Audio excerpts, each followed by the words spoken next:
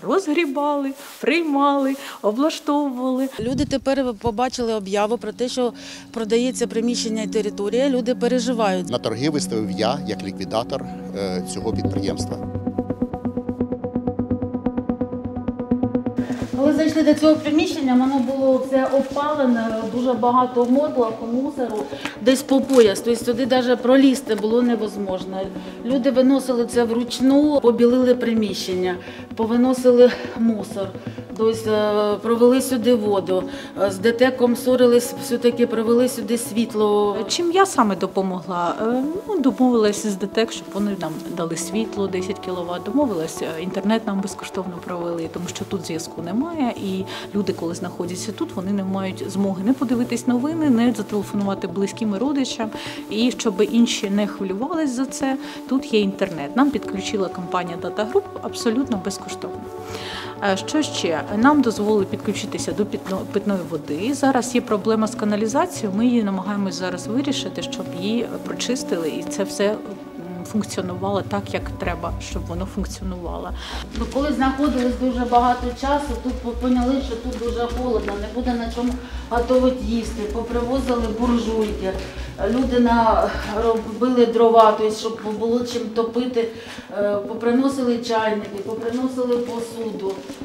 Попривозили дуже багато машин з палетами, люди несли подушки, одіяла, подрили каналізацію, провели воду і гарячу воду, поставили душову кабінку. Зробили і кухню, зробили і столову, і кімнату для відпочинку, і кімнату санчасті. Люди позносили посуду, чайники, які можна ставити на буржуйки. Тобто і холодильники везли, установили і раковину, і посуду, щоб можна було мити, їсти, готувати.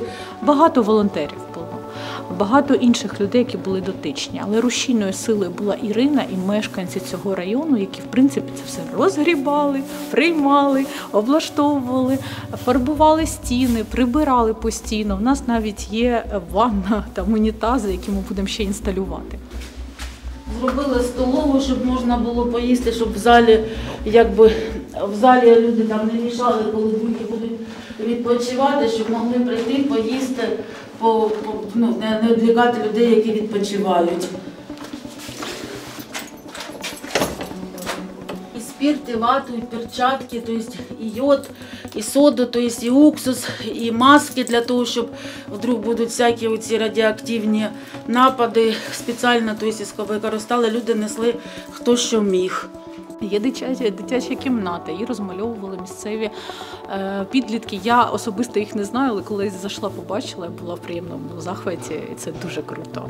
Тобто є дитяча кімната, вона максимально зроблена комфортною для того, щоб, не дай Бог, що станеться, наші діточки могли там знаходитись, дивитися, якийсь телевізор навіть стоїть, якісь іграшки ми звезли. Люди тепер побачили об'яву про те, що продається приміщення і територія. Люди переживають за те, що вони зробили, і що їм тепер не буде кудись заховатися, коли будуть якісь дії. На торги виставив я, як ліквідатор цього підприємства.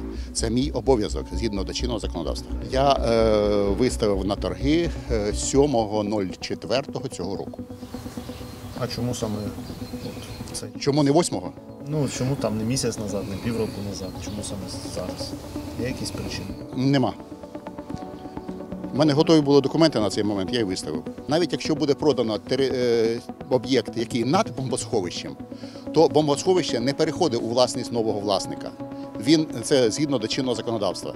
На сьогоднішній день ніякої проблеми з приводу того, що буде реалізовано те, що знаходиться над землею, на вплив на те, що знаходиться під землею, немає. І зв'язку на цьому немає. Я не маю можливості знати, чи подав хто об'яву, чи не подав. Я це знаю аж 27 числа, коли будуть розкриті пропозиції.